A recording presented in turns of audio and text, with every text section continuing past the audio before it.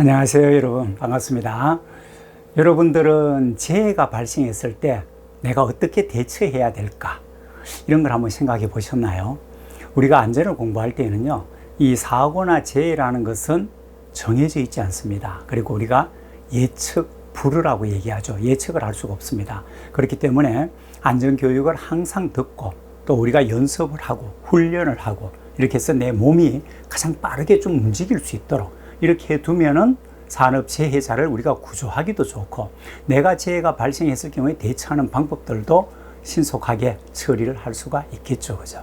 그래서 이게 좀 필요하지 않을까 생각합니다. 그러면 요즘은 119라든가 이런 것들은 굉장히 홍보가 잘 되어 있습니다. 그래서 사회에서 만약에 갑자기 쓰러지는 사람을 봤다. 여러분들은 어떻게 할까요? 다양한 방법들이 있겠죠. 제가 오프라인 강의 가서 이런 걸 물어보면 어떤 분들은 119 신고해야 됩니다. 맞습니다. 어떤 분들은 응급조치를 빨리 해야 됩니다. 그것도 맞습니다. 그죠? 어떤 분들은 또 도움을 빨리 요청해야 됩니다. 이것도 맞습니다. 그죠? 누구 한 사람이 그냥 구경만 해요. 이런 사람은 아무도 없습니다. 그죠?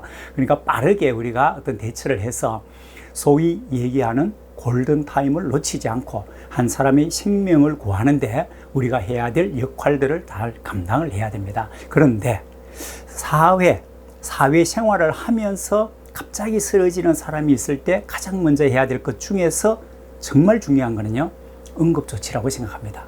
그리고 심폐소생을 빨리 해야 되죠. 타이밍을 놓치지 않고 정말 빠르게 심폐소생을 해서 그 사람의 호흡을 다시 돌려놓는 굉장히 중요한 것 같습니다. 그러면서 다른 사람에게 도움을 청해야 되죠. 119에 연락해 주세요. 그렇게 내가 하고 난 다음에는 관계자에게도 알려주고 뭐 이런 방법들이 있을 수가 있습니다. 그래서 사회에서는 사람이 갑자기 쓰러졌을 때 가장 빠르게 응급조치, 그 응급조치라는 게 결국은 심폐소생이라고 보면 됩니다. 그죠? 심폐소생술을 해서 응급조치를 해야 된다라고 하면 어느 정도 맞을 수는 있어요. 그러나 사회에서도 이 순서가 응급조치부터 안 해야 되는 경우도 있을 수는 있습니다. 중요한 거는요, 오늘 우리가 배우게 되는 산업 현장에서는 그럼 가장 먼저 뭘 해야 될까? 산업 현장에서 명확한 한 가지는 뭐냐?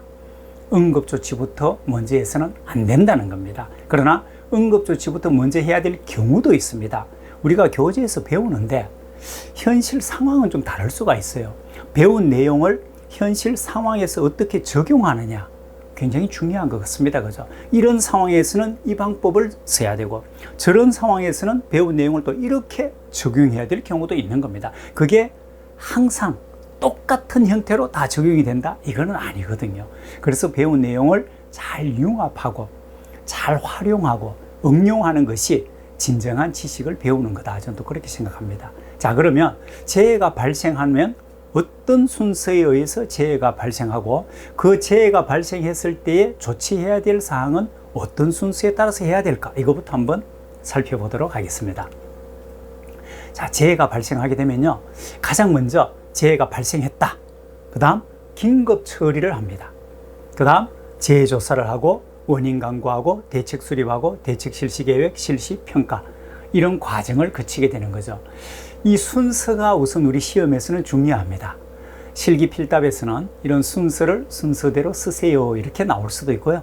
중간 과정을 이렇게 비워두고 알맞은 내용을 써 넣으세요 라고 나올 수도 있고, 필기 시험에서는 이 순서가 바르게 된 것을 고르세요 라고 할 수도 있겠죠. 물론 필기에서는 이 전체 순서가 아닌 일부분의 순서를 가져다가 순서대로 나열된 것은 이렇게 물을 수도 있습니다. 어쨌든 중요한 거는 순서다 하는 거. 그럼 이 순서를 외워야 되는데 다 가급적이면 우리는 어쩔 수 없는 경우에만 암기법으로 암기를 하고 그 외의 내용들은 좀 이해하자. 제 주관이 그렇죠. 그죠? 이것도 암기법은 있습니다만은 이해하시는 게 좋을 것 같아요. 보세요. 재해가 발생했습니다. 당연히 긴급 처리를 해야 되겠죠. 그죠? 그 다음에 긴급 처리하고 나면요, 재해 조사를 해야 됩니다. 재해 조사는 왜 할까요? 누군가 와서 이렇게 묻습니다. 산업안전 공부한다면서 재해 조사는 왜 해? 버스 떠나고 난 뒤에 왜 손들어? 택시 지나가고 난 뒤에 왜 손들어? 이런 얘기하고 똑같잖아요. 그죠? 그럼 재해 조사를 왜 하느냐? 이렇게 물으면요, 심플하게 답변해 줄 수 있는 게 뭐냐면 다음에 이것과 똑같은 재해가 또 일어난다든가 이것과 비슷한 재해가 또 일어날 수 있는데 그때는 예방해야지. 똑같은 걸 우리는 반복할 수 없지 않느냐. 그래서 이걸 이제 좀 유식한 말로, 사자성어로, 한자어로 얘기를 하면 동종재해, 유사재해, 재발 방지라고 얘기하는 겁니다. 재해 조사를 왜 한다고요? 동종재해, 같은 재해나 유사재해, 비슷한 재해가 다음에 일어날 것에 대비해서 그것은 우리가 예방하자. 똑같은 아픔을 두 번 겪지는 말자. 이런 취지에서 한다라고 설명을 해주시면 되는 겁니다. 자, 그래서 재해조사가 필요하죠. 근데 그 재해조사를 하면 거기에서 방금 얘기했듯이 다음에 이 재해가 안 일어나도록 하기 위해서는 어떻게 해야 될까요? 절차가. 우리가 다른 쪽에서 우리 공부할 때요, 하이니 이론을 많이 배웠습니다. 그죠? 하이니를 한번 꼭 기억해야 된다 그랬죠. 우리 산업안전의 아버지, 산업안전의 할아버지 되시는 분입니다. 굉장한 이론들을, 좋은 이론을 많이 발표를 했죠. 그죠? 그래서 1대 29대 300이라든가 재해예방의 4원칙이라든가 또는 재해예방의 5단계 기본 원리라든가 굉장히 많아요. 1대 4의 법칙도 마찬가지죠. 그죠? 도미노 이론도 마찬가지고요. 사고 연쇄성 이론이라고 하죠. 그죠? 이런 굉장히 많은 이론들을 내놨는데 그 하이니의 이론의 대부분의 핵심들을 보면 뭐냐 하면요, 재해가 안 일어나게 하자는 겁니다. 그럼 안 일어나기 위해서는 어떻게 해야 되느냐? 지금 일어난 재해의 원인을 찾아야 된다는 거죠. 자, 원인을 찾는다? 원인을 찾아서 뭐 하게? 이렇게 물으면 뭐라고 얘기해요? 원인을 찾아야 대책을 세우죠. 여러분들 건강진단을 왜 받습니까? 병원에 가서 왜 진단을 받아요? 내가 지금 아픈데 또는 아플 수도 있는데 그 원인이 뭔지를 찾기 위해서 하는 거 아닙니까? 의사가 내 몸을 진단하고 난 다음에요, 아, 이것 때문에 지금 그 통증이 오는 겁니다. 이러면요 굉장히 기분이 좋아요. 왜 그러냐? 원인을 알았잖아요. 그러면 그 원인에 대한 대책이 있잖아요. 대책을 세울 수 있거든요. 아, 이런 약을 써야 됩니다. 이런 수술을 하면 됩니다. 있죠, 그죠? 그런데 정말 암담한 건 뭡니까? 검사를 했는데 아무 이상이 없는데요. 원인을 찾지 못하겠어요. 이러면 더 큰 걱정이 됩니다. 분명히 나는 아픈데 지금 굉장히 힘든데 왜 원인이 없는 거야? 그럼 할 방법이 없잖아요. 원인이 없으면 무슨 약을 먹고 무슨 수술을 하고 아무 대책이 없어요. 사고나 재해도 마찬가지입니다. 원인을 찾으면요 거기에 대한 대책을 세웁니다. 원인 없이 대책을 세울 수가 없는 거예요. 그래서 하이니도 이걸 많이 강조했죠. 그죠? 그래서 항상 원인을 찾고 이 원인이 나오면 그 다음에는 항상 대책이 나와요. 그러니까 재해 조사를 하는 목적이 뭐냐? 이걸 찾아가지고 여기에 대한 대책을 세워서 다음에 똑같은 재해, 그 다음 비슷한 재해가 일어나지 않도록 하기 위한 목적으로 재해 조사를 한다. 이러면 이 순서들이 그냥 나오는 거잖아요. 재해가 발생했다. 아, 긴급히 처리해야 될 내용들을 먼저 하고, 그리고 재해 조사를 해서 재해 조사를 토대로 하여 원인을 찾고 그 원인에 대한 대책을 세우고, 대책을 세웠으면 어떡합니까? 적용을 해야 되죠. 그죠? 이 대책 세운 것을 가만 놔두면 안 되잖아요. 실시를 해야 됩니다. 실시. 앞에서 하이니의 5단계, 사고 예방의 5단계 기본 원리에서는 뭡니까? 적용을 한다고 나오죠. 그죠? 어떻게 적용을 할 것인가? 3위에다 적용한다. 이게 나왔습니다. 그죠? 5단계에서는. 그거와 똑같습니다. 대책을 세워서 어떻게 실시할 것인가? 어떻게 적용할 것인가? 그런 계획을 세워서 적용하고 실시를 하는 거예요. 실시를 해서 가만 끝나면 안 돼요. 실시를 했는데 이 대책이 제대로 된 대책으로 적용이 되고 있는지를 평가를 해야 됩니다. 평가를 해보고 이 평가를 했더니 아, 이게 아니네. 이러면 될 줄 알았는데 이게 아니야 해보니까 그러면 다시 대책을 세워야 되는 거죠. 그죠? 수정을 해줘야 되는 겁니다. 근데 평가를 했더니 아, 우리가 예상대로 이렇게 했더니 이제는 이게 일어나지가 않아. 괜찮아. 라고 하면은 그대로 가면 되겠죠. 그죠? 그래서 이 평가가 마지막으로 꼭 필요하다. 이렇게 보시면 되는 겁니다. 그러면 굳이 이 내용을요, 암기법으로 좀 길고 단계가 많다 하더라도 나누어서 생각하시면 되는 거예요. 재해가 발생했다. 긴급히 처리할 분부터 빨리 조치를 하고 재해 조사를 통해 가지고 원인을 찾고 대책을 세우고 대책을 세웠으면 어떻게 실시할 것인가, 적용할 것인가 이 계획을 세워서 실시를 하고 실시한 다음에는 제대로 적용이 되어 가지고 예방이 되고 아무런 문제가 없는지를 평가하면 아, 끝나는구나 이렇게 생각하시면 돼요. 그러니까 이거는 굳이 안 외우셔도 내가 이해를 하시고 또 내가 이런 상황일 때 이렇게 해야 된다라고 하면은 아마 정리가 되리라 생각을 합니다. 처음 암기법도 한번 해봤었어요. 발이 긴 조. 그 다음 말이 조금 발음을 잘 하셔야 됩니다. 요즘은 이거 안 좋은 말은 가급적 안 해야 되거든요. 그죠? 그래서 발이 긴 조놈, 조놈의 원수가, 조놈의 원수가, 실실거리면서 평가한다. 발이 긴 조놈의 원수가 실실거리면서 평가한다. 뭐 이런 암기법도 있는데, 혹시나 페일 쉐이퍼 차원에서 우리가 암기법도 슬쩍 한번 알아두는 건 좋습니다만, 이런 부분은 그냥 이해하셔서 순서를 정리하는 게 제가 볼 때는 더 낫지 않을까 생각합니다. 참고하시기 바랍니다. 자, 여기서 조금 더 구체적인 사항이 하나 더 필요합니다. 이게 뭐냐면요, 긴급 처리의 내용이 있었습니다. 그죠? 긴급 처리를 어떻게 하는가? 요게 굉장히 중요합니다. 이건 별도로 문제가 다시 또 나옵니다. 이게. 그래서 이 순서도 알아두시고, 순서도 외우는 것보다는 이해하는 게 좋죠. 그죠? 제가 처음 이 강좌를 시작할 때 말씀드렸던, 사회에서는 특별한 경우가 아니라면은 피해자에 대한 응급 조치하는 게 가장 우선이다 라고 말씀드렸는데, 산업 현장에서는 이걸 조심하셔야 된다. 절대로 피해자 응급 조치를 먼저 하려고 몸이 따라가다가는 구조하는 나까지 피해를 당할 수가 있다는 것. 그래서 순서가 다릅니다라고 말씀드렸죠. 바로 이 내용이에요. 산업 현장에서는요, 피해자 응급 조치는요, 두 번째로 들어가야 됩니다. 첫 번째가 뭐냐? 피제 기계를 정지시켜야죠. 피제 기계가 뭡니까? 사고를 일으킨 기계죠. 그 기계를 정지시키는 것부터 중요합니다. 예를 들어서 제가 말씀드리는 거예요. 롤러기가 있는데 롤에 사람이 끌려 들어갑니다. 예를 들어서. 근데 구조하겠다고 잡으면요, 이 기계의 힘을 사람이 못 당할 수도 있어요. 물론 당할 수도 있겠지만요. 그러면 같이 나도 끌려 들어갈 수 있습니다. 예를 든다면 밀폐 공간에서의 재해가 사실 반복적으로 좀 일어나는 재해 중에 하나인데요. 밀폐 공간에는 두 가지예요. 산소가 결핍되어서, 산소는 18% 이하를 우리가 산소 결핍 장소로 그러고 밀폐 공간이라 그러잖아요. 그러면 18% 이하에서 산소 결핍으로 인하여 질식으로 쓰러질 수 있습니다. 또 하나는 밀폐된 공간은 환기가 잘 되지 않기 때문에 유독성 물질이라든가 이런 물질이 있었을 경우에는 중독으로 인하여 사람이 쓰러질 수 있습니다. 그런데 위에서 이렇게 봤더니 사람이 밀폐 공간에 들어갔는데 쓰러져요. 그럼 밖에서 사람이 왜 그러지? 막 부르다가 누구야 왜 그래? 하다가 나도 모르게 내 몸이 딸려 들어가요. 저 사람을 구해야 된다. 급하니까. 이런 걸 방지하기 위해서, 이런 걸 우리가 이제 전문적으로 한자리에서 배우는 걸 뭐라 합니까? 사람에게 주의가 한 점에 딱 꽂히는 주의의 일점 집중 현상이 발생하는 거예요. 그러면 주의의 일점 집중 현상이 의식 단계에서는 어느 단계에 들어간다고 그랬습니까?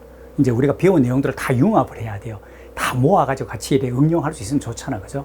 의식 단계로 가자면은 4단계에 해당되는 거예요. 3단계가 가장 높잖아요. 0.9가 6개. 신뢰도 0.999999. 그럼 3단계에서 딱 멈춰야 되는데 4단계로 넘어가는 순간 뭡니까? 패닉 상태가 오는 거예요. 공황 상태가 온다 그랬죠. 그죠? 공황 상태는요, 머리가 하얘지는 거예요. 뭘 해야 되지? 아무 생각이 안 나는 거예요. 산업안전 교육하면서 그렇게 얘기했는데 이 순서가 생각이 안 나고 나도 모르게 사람이 죽는다. 또는 피를 흘리면서 쓰러지는 사람이 있으면 그 피를 딱 보는 순간 머리가 하얘지면서 피 죽는다.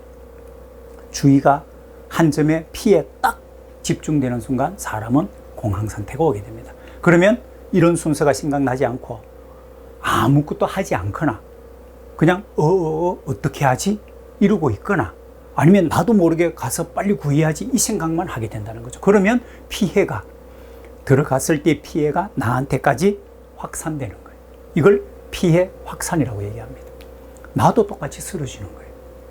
이런 안타까운 현실이 실제로 제 사례가 있다는 겁니다. 또 이런 예도 있겠죠. 감전으로 딱 감전이 됐어요. 그럼 감전이 되면은 가수전류와 불수전류가 있잖아요. 가수전류는 이탈 가능, 떨어질 수 있지만 불수전류는 잡았는데 마비되기 때문에 내 힘으로 이게 펴지지가 않아요. 그럼 누군가 도와주지 않으면 나는 계속 여기서 전류가 흐르는 상태로 있어야 됩니다. 얼마나 위험하겠습니까? 그죠? 이럴 때에 너무 급해가지고 감전되는 걸 보고 잡아가 떼줘야지 딱 잡으면 나도 도체거든요. 나도 감전이 되는 거예요. 내가 절연용 보호구를 착용하지 않으면, 어떤 절연용 방어구나 어떤 절연 덮개라든가 이런 것들을 사용하지 않으면 나도 감전이 된다는 거죠. 피해가 확산되는 겁니다. 산업 현장에는 이런 경우가 참 많겠죠. 그죠? 이걸 주의하셔야 된다는 겁니다. 그래서 반드시 산업 현장에서는 피해제 기계부터 정지하고 전원을 끈다든가 기계를 멈춘다든가 이런 걸 먼저 하고 피해 확산이 나한테 확산된다는 게 있을 경우에는 빨리 피해 확산 방지를 위한 쉽게 얘기하면 나는 개인 보호구라든가 장비를 하고 그런 다음에 들어가서 응급 조치를 하면 되는 거죠. 그 다음에 이제 응급 조치가 되는 거예요. 사람을 살려놓고 나면요 한숨 돌릴 수가 있겠죠. 빨리 연락해야 됩니다. 안전관리자, 안전부서에 연락해서 여기 사고 났습니다. 빨리 와주세요. 연락을 하고 해서 담당자가 올 때까지 나는 가만히 있는 것이 아니라 이것으로 인해 가지고 주변에 2차 재해가 발생하지 않는지 이걸 또 확인을 해야 돼요. 그래서 2차 재해가 발생할 수 있다면 그런 것들도 방지해야 되겠죠. 여기에 어떤 인화성 물질이 있는데 여기 화재가 발생했다. 불을 껐는데 불티가 좀 남아있다. 인화성 물질을 빨리 치우고 이렇게 해줘야 된다는 거죠. 그런 다음에는 어떻게 할까요? 예, 현장을 잘 보존해야 돼요. 이 현장 보존은요. 사건이 일어나서 범인을 검거할 때 경찰들이 갔을 때 현장 보존이 잘 되는 거 이거와 똑같습니다. 여기도 왜 재해가 일어났는데 그 다음 단계가 지금 재해조사팀이 들어와가 재해조사를 해야 되는데 현장이 흐트러져 버리면요 이 원인을 찾는데 굉장히 어려워집니다. 그래서 난감해집니다. 따라서 이 재해조사팀이 명확한 원인을 찾는 데 도움이 되도록 현장을 가급적 흐트러뜨리지 않은 상태에서 그대로 보존을 해주면은 재해조사팀이 들어와서 아주 정밀하게 정확한 원인을 찾는 데 도움이 되겠죠. 그래서 현장을 보존하는 거예요. 그럼 이 내용도 우리가 굳이 무슨 암기법을 쓸 이유가 없죠. 그죠? 예. 자, 피해제 기계부터 빨리 세우고, 그 다음에 나를 보호하기 위해서 피해 확산 방지를 하고, 응급조치를 빨리 한 다음에 살려놓고 나면 연락해서 빨리 와주세요라고 관계자에게 통보하고, 오는 동안에 2차적인 재해가 발생하는지를 좀 막아주고, 그런 다음에 현장을 잘 보존하면은 모든 긴급 처리가 끝난다는 거죠. 그런 다음에 재해조사팀이 들어오게 되는 겁니다. 이 내용이 얼마나 중요한지 아시겠죠? 그죠? 자, 최근에요. 이 문제가 나왔는데 여기에 이 5가지 이외에 한 가지 보기를 더 넣었습니다. 요즘 문제 출제는 교재 있는 대로 나오는 경우는 드뭅니다. 출제하시는 분이 얼마나 신경을 많이 쓰시는지, 좋게 얘기하면 문제를 얼마나 고급스럽게 만드는지 제가 봐도 참 잘 만든다. 이렇게 문제를 만든다면 이 내용을 단순 암기해가지고는 정말 풀기가 어렵겠다. 이런 생각이 들더라고요. 그래서 기출문제만 막 보고 공부하는 이게 안 된다는 게 아니고요. 잘못 오해하시면 안 됩니다. 그런 과거에는 기출문제만 봐도 됐었거든요. 근데 그렇게만 해서는 요즘은 문제를 계속 바꾸어서 내니까 CBT 시험이 되면서 바꿔서 응용해가지고 또 조합해서 융합해서 이렇게 내니까 파악이 안 되는 거예요. 내가 기출문제에서 단순 암기를 한다면은 이게 적용이 안 돼요. 그래서 이제는 이해하면요. 오히려 더 쉬워요. 이해하니까 쉽게 내가 암기가 되고 또 문제 유형을 바꾸어도 모든 문제가 다 파악이 되는 거예요. 문제, 이 공부하는 패턴을 바꿔야 된다고 많이 말씀을 드렸죠. 그죠? 자, 그렇게 해서 정리를 해 주시면 되겠다. 그렇게 해서 한 가지 보기가 더 들어갔는데 그 보기가 뭐냐 하면요. 피해자 구조라는 게 들어갔더라고요. 자, 피해자를 구조한다? 예. 피해자 구조. 이게 하나 들어갔어요. 자, 이 단계는 그럼 어디에 들어가야 될까요? 이렇게 해서 5개, 6가지가 나와서 순서대로 바르게 연결한 것은 이렇게 나왔었거든요, 문제가. 이런 건 상식적으로 쉽죠, 그죠? 어디에 들어가야 될까요? 여기 들어가야 되겠죠, 여기에. 예? 피해제 기계 정지하고 피해 확산하고 응급조치하기 전에 피해자를 먼저 구조한 다음에 응급조치를 하면 되겠죠, 그죠? 근데 그 자리에서 바로 응급조치해야 되는 경우도 있겠죠. 제가 말씀드리는 거는 항상 상황에 따라 다르다는 겁니다. 그 자리에서 바로 해야 될 경우도 있고, 예를 들어서 밀폐 공간에 들어갔을 때는 안전한 곳으로 사람을 이동시켜야 되겠죠. 피해자를 구조해서 밖으로 내고, 또는 기계에 사람이 협착 사고가 발생했다 이럴 경우에도 마찬가지예요. 기계를 멈추고 사람을 일단 구조해내고 그런 다음에 응급조치가 들어가는 게 지극히 당연한 거죠. 그러니까 우리가 기본 틀을 알고 있으면 여기에 응용해서 이런 보기를 하나씩 더 넣는다 하더라도 이건 상식적인 선에서 충분히 순서를 우리가 정할 수가 있다는 겁니다. 어렵지가 않다는 얘기죠. 그죠? 그래서 기본 틀을 먼저 안 다음에 이런 거에 대한 우리가 융통성을 좀 가져야 돼요. 문제가 조금 바뀔 수 있고, 이렇게 변형될 수가 있고, 이런 용어들도 좀 바뀔 수가 있고, 항상 용어 많이 바뀐다 그랬습니다, 지금요. 그리고 이런 보기들이 또 들어갈 수가 있는데, 이런 게 있을 수가 있다는 생각을 하고 있어야 돼요. 그래야 이런 게 나올 때 덜 당황스럽죠. 그죠? 우리가 예상을 하고 있으면 참고하십시오. 자, 재해가 발생했을 때 조치는 이렇게 하는 겁니다. 전체적인 단계를 알아두시고 긴급 처리의 내용 따로 알아두십니다. 그러면 재해가 발생했을 때 기록해서 보존해야 될 사항이 또 있습니다. 아울러서 이제 같이 알아두셔야 되는데요. 어떤 내용들을 기록해서 남겨둬야 다음에 다른 분들이 이 내용을 보고 도움을 얻을 수가 있을까? 제 사례로. 자, 이럴 경우에 제가 이걸 먼저 한번 적어봤어요. OW1H. 육하 원칙이라고 부릅니다. 그죠? 누가 언제 어디서 무엇을 어떻게 왜 했느냐 하는 걸 따지는 거죠. 그냥 외우셔도 되는데 이걸 좀 응용해서 하면 조금 쉽게 접근하자는 겁니다. 그냥 외우는 것보다는요, 조금 더 쉽지 않을까? 자, 볼까요? 사업장의 개요와 근로자의 인적 사항입니다. 누가에 해당되는 거죠. 육하 원칙에서 누가, 어떤 사업장의 누구가, 근로자, 어떤 근로자가 이 내용이 들어가줘야 됩니다. 그 다음에 언제 가는 게 뭡니까? 일시 아닙니까? 날짜를 얘기하는 거죠. 언제. 그리고 어디서 가는 게 장소죠. 그러니까 누가, 언제, 어디서 무엇을 죄가 발생했는 거죠. 어떻게. 어떻게는 과정 아닙니까? 어떤 뭘 하다가 어떻게, 어떤 형태로 작업하다가 이걸 얘기하는 거죠. 그 과정을 얘기하는 겁니다. 왜 그랬지? 왜? 이게 뭡니까? 원인 아닙니까? 그리고 원인을 찾으면 거기에 대한 대책이 나온다 그랬잖아요. 그래서 재발 방지 계획이라고 말을 좀 바꿨지만 결국은 이게 뭐예요? 대책 세우라는 거죠. 그죠? 말이 표현만 다르다 뿐이지, 물론 우리가 실기 문제 필답형에서는 이렇게 적어야 되지만 필기 문제 사지선다형에서는 대책이라는 것과 재발 방지 계획이라는 의미만 알면 답 찾는 데는 아무 문제가 없죠. 그죠? 이렇게 같이 좀 알아두셔야 됩니다. 제가 5단계 기본 원리 할 때 말씀드렸잖아요. 5단계 기본 원리라는 게 뭡니까? 조직을 갖추고, 하인이가 그렇게 얘기했죠. 그죠? 안전부서를 만들어야 돼요. 조직을 갖추고. 갖췄으면 그 조직원들이 나가서 앉아서 가만히 있으면 안 되고, 나가서 또는 앉아서라도 제 사례집을 연구하면 된다 그랬잖아요. 이런 것들을 통해 가지고 찾아야 돼요. 이 발견이라 그랬잖아요. 사실의 발견. 그래서 조직을 갖추고 나가서 발견하고, 또 발견했으면은 그 발견했는 거에서 뭡니까? 원인을 찾기 위해서 하잖아요. 그럼 원인을 찾기 위해서는 여기서 이제 평가라고 하죠. 평가하고 분석해서 원인을 찾고, 그리고 대책을 세우잖아요. 근데 이걸 교재는 보통 보면 시정책이라 되어 있잖아요. 근데 그게 내가 대책이란 말이에요. 용어가 바뀌어 나와도 과거에는 시정책이라 나왔지만 최근에 나온 문제는 대책이라고 나왔어요. 그러니까 시정책 이렇게 외우는 게 아니라, 아, 시정책이 대책이구나. 시정책을 세워서 선정한다. 대책을 선정하는 거구나. 그리고 선정했으면 이걸 적용해야 되니까 시정책을 적용하는구나. 아, 대책을 적용하는구나. 앞에 말씀 실시하는 거죠. 그죠? 그럼 적용할 때는 3E에 적용한다. 에듀케이션, 엔지니어링, 엔포스먼트 가는 교육, 기술, 관리에다가 적용한다. 합의의 3E라 그랬습니다. 그죠? 자, 이렇게 이제 알아두는 거예요. 그것처럼 여기도 대책이나 재발 방지 계획하는 얘기는 결국은 같은 얘기입니다. 그러면 이 내용도 굳이 무슨 암기법으로 이렇게 하지 않아도, 그죠?